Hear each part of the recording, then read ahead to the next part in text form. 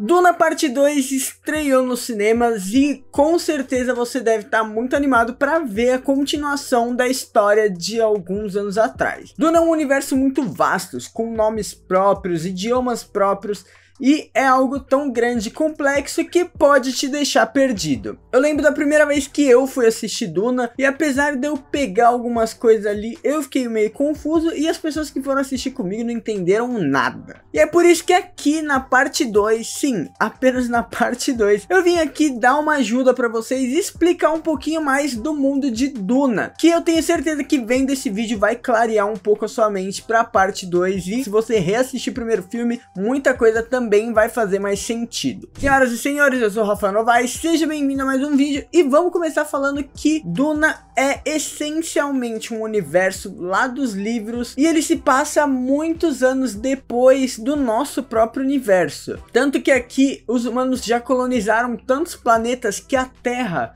ó, a gente nem sabe se existe, se não existe, já tá longe já. Bom, e com tantos planetas sendo operado por humanos, é óbvio que o humano ele sempre busca o controle. Então, existe um imperador que controla essa galáxia. Esse é o Imperador Padishah. Deixando claro que eu vou deixar os nomezinhos aqui embaixo rolando enquanto eu falo, mas eu tenho que também falar que os nomes são complicados e nem sempre eu vou acertar a pronúncia, tá? E aí é óbvio que esse imperador ele manda ali na galáxia, em vários planetas, só que não só isso, mas juntamente com o imperador a gente tem um conselho, e esse conselho toma as decisões em conjunto ao imperador. Esse conselho é chamado de Landshad. Sim, é um nome complicado. Ali a gente tem as casas mais influentes, alguns representantes dessas casas, para tomarem as decisões em conjuntos, visando o bem do universo. E aí aqui dentro desse conselho a gente tem duas casas que são muito importantes, os Atreides e os Harkonnen. É muito difícil falar Harkonnen,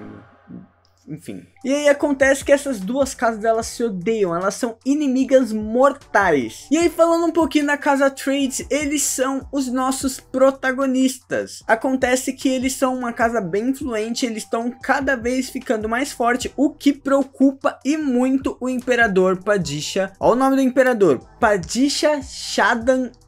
E aí acontece que eles estão ficando tão forte que o imperador começa a ver isso como uma ameaça para o seu próprio reinado. Então ele decide dar um jeito, que é tirar os Atreides do planeta que eles estão, que eles comandam, que se chama Caladan, e dá para ele o planeta desértico Arrakis. Sem contar que o planeta Caladan era um planeta com água em abundância, era um planeta oceânico, enquanto Arrakis é um planeta totalmente desértico. Então eles estão tirando ali uma família de um lugar onde eles estão acostumados e colocando um lugar extremamente oposto. Ele fez isso buscando enfraquecer a família e assim poder manter ela sob controle. Os ancestrais dos Atreides vieram lá da Grécia Antiga, pois é, eles têm uma relação com a Grécia Antiga e a sua rivalidade com os Harkonnen vem, ó, desde essa época. Mas já que a gente falou dos Harkonnen, vamos falar que eles são a casa, obviamente, rival dos Atreides, e eles são liderados pelo Barão Vladimir Harkonnen. E aí a linhagem dos Harkonnen vem lá do norte europeu. A gente pode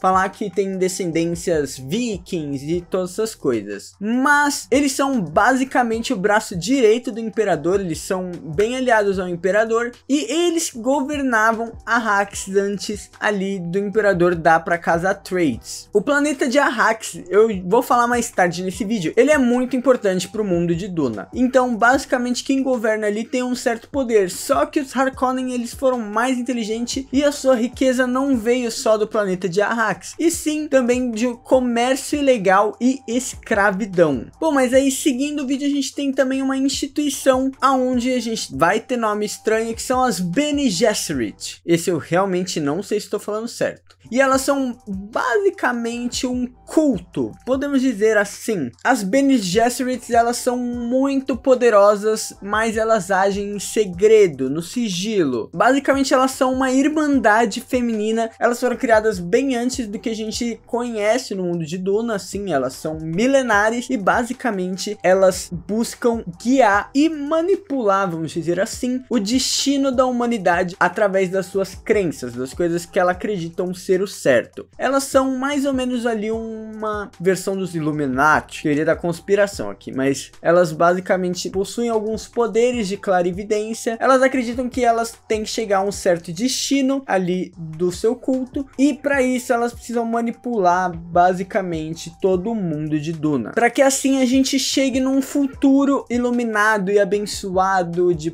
paz, prosperidade, tudo mais. E para você ter noção, para isso elas possuem uma escola própria, onde elas treinam várias garotas, tanto para se tornarem acólitas e basicamente elas servirem ou trabalhando para alguma grande casa e assim ir manipulando ela, ou até mesmo para se casar e tomar o poder dessa grande casa, que é o que acontece com a mãe do Paul Atreides. Paul Atreides é o nosso protagonista e a mãe dele é uma Bene Gesserit. E bom, basicamente pelo consumo da droga melange, as Bene Gesserit, elas têm poderes. E com isso ela ganha vários poderes sobre-humanos, como por exemplo a manipulação de genes para o seu próprio benefício. Então se ela quiser ter um filho mulher, ela consegue manipular os genes ali para que a filha nasça, né, no caso. Elas têm clarividência, elas têm um poder que a gente viu lá no primeiro filme chamado A Voz, onde basicamente elas conseguem fazer a pessoa ser manipulada e fazer o que elas quiserem apenas mudando o tom de voz, e também acessar algo chamado outra memória, que é basicamente as memórias dos ancestrais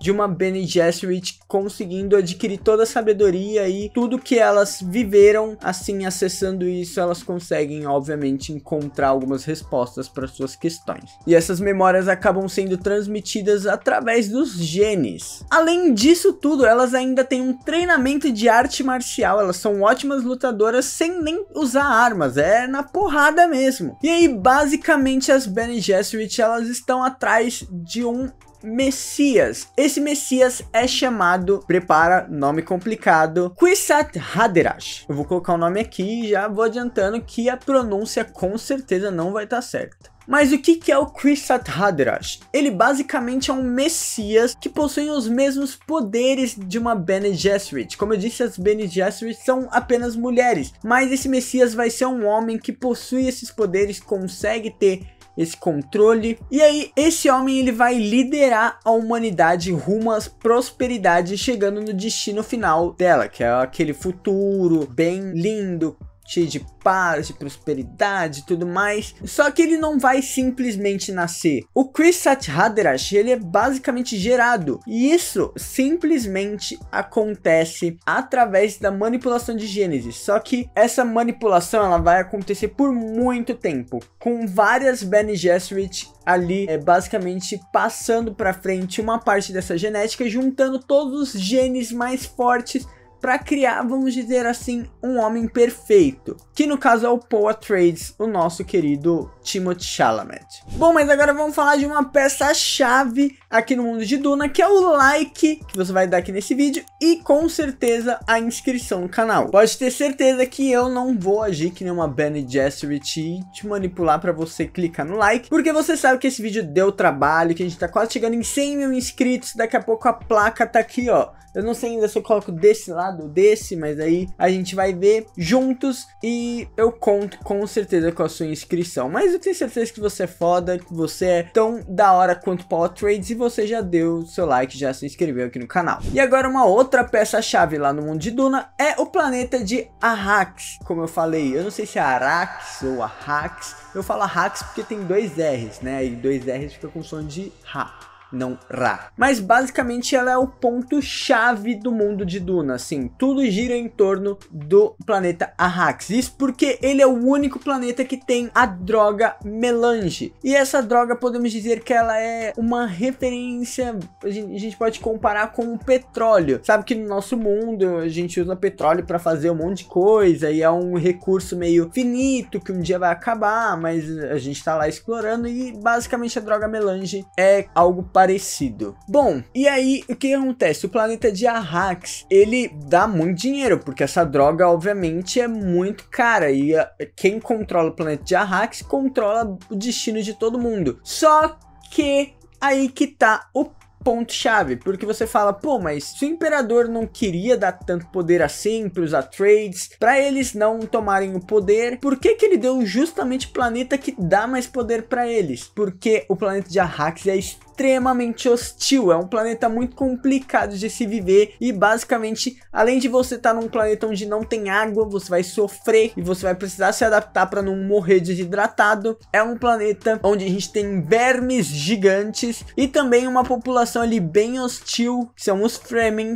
que não vão facilitar a exploração no lugar. A água é um recurso tão raro, mas tão raro aqui em Arrax, que basicamente é uma valiosa fonte de troca. Uma moeda de troca ali. A água nesse lugar vale mais do que ouro. Além disso, o melange também não é fácil de ser extraído. Isso porque é uma espécie de cocô dos Shai-Hulud. Lá vem você com um nome complicado. Calma. Os Shai-Hulud são basicamente os vermes gigantes. Sim, os vermes gigantes cagam o melange e a galera usa isso como droga. Acontece. E é bem complicado de se conseguir essa droga porque ela fica ali no meio da areia. Só que, como é que você vai extrair isso? Os Shai-Hulud, eles são extremamente sensíveis a vibrações. Então, a menor das vibrações ali já vai atrair um deles. Então, não dá pra gente ter algo, uma máquina ali trabalhando. E isso precisa ser feito, então, com veículos aéreos, os ornicópteros. Só que ainda assim é uma tarefa bem arriscada que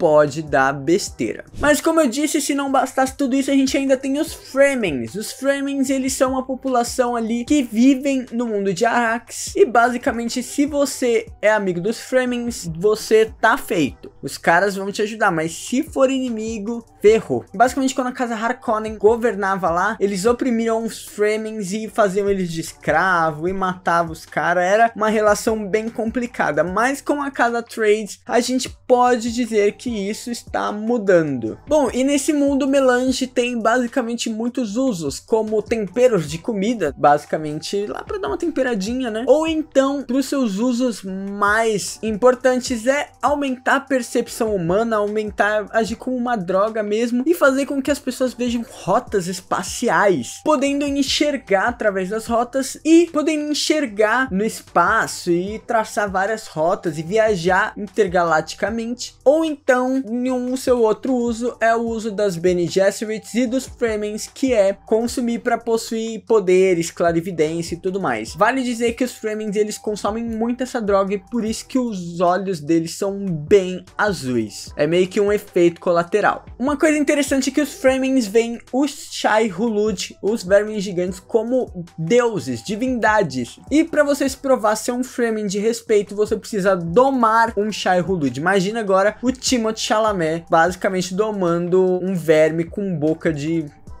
Vocês entenderam. E aí isso é visto como uma passagem para a vida adulta. E aí é interessante porque os Fremen têm uma cultura muito legal. Além desses negócios de divindade, eles vivem em cidades subterrâneas, porque na verdade o maior foco dos Fremen é preservar a sua umidade o maior tempo possível, até porque a água é muito rara. Então eles usam trajes térmicos, eles usam várias coisas que acabam retendo a umidade dentro do seu corpo. E eles têm uma certa relação com as Bene Gesserit. Isso porque há muito tempo atrás uma delas acabou se infiltrando entre os Fremen e ensinou eles a lutar, ensinou eles a consumir e conseguir poderes com o melange. Enfim, elas têm uma ligação ali com os Fremen.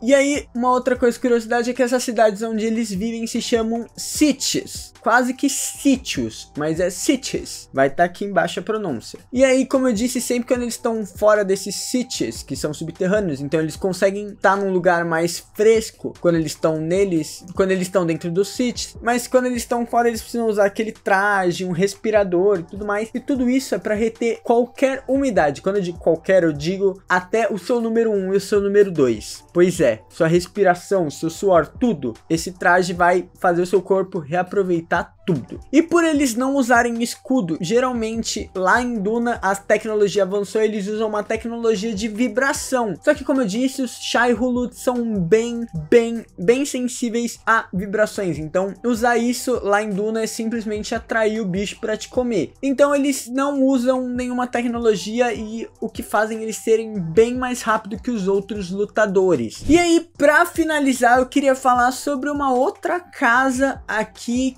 que pode aparecer nessa parte 2, pode não aparecer, mas eu tenho certeza que ela aparece em algum momento, que é a Casa Corrino. Eles basicamente são o maior trunfo para manter ali o trono imperial. Isso porque eles possuem os Sardaukar. Sardaukar, eles são guerreiros extremamente habilidosos, eles são os melhores lutadores de toda a Duna. É basicamente assim, eles são ágeis, fortes. Isso porque o planeta onde eles vivem é um planeta muito hostil, e aí basicamente para viver lá você tem que aprender a lutar desde criança, então só os mais fortes sobrevivem, os lutadores mais habilidosos. Eu nem imagino que lugar é esse, onde você tem que botar as crianças para brigar desde cedo para ela poder sobreviver. E eles são extremamente devotos ao imperador, isso porque há uma lavagem cerebral que é feita desde sempre para uma adoração do imperador. Então o cara simplesmente controla o exército mais forte do mundo. Sendo assim, muito obrigado por terem assistido. Não se esqueçam de se inscrever aqui embaixo, de clicar em gostei se você fez isso antes. Muito obrigado. Se você não fez, agora é a hora. Aproveita e comenta o que você achou de Duna parte 2, se o filme foi legal, se você curtiu, se esse vídeo ajudou você a entender melhor, ou então se eu esqueci de alguma coisa importante, comenta aqui que com certeza eu vou dar um destaque no seu comentário. E aí você aproveita e dá uma olhada no link fixado no primeiro comentário, vai estar lá minhas redes sociais, Instagram, TikTok e principalmente o nosso podcast lá no Spotify, Um Quarto de Rafa. Vai lá, confere, tá muito legal, e logo mais tem episódio novo. Sendo assim, muito obrigado, valeu, falou!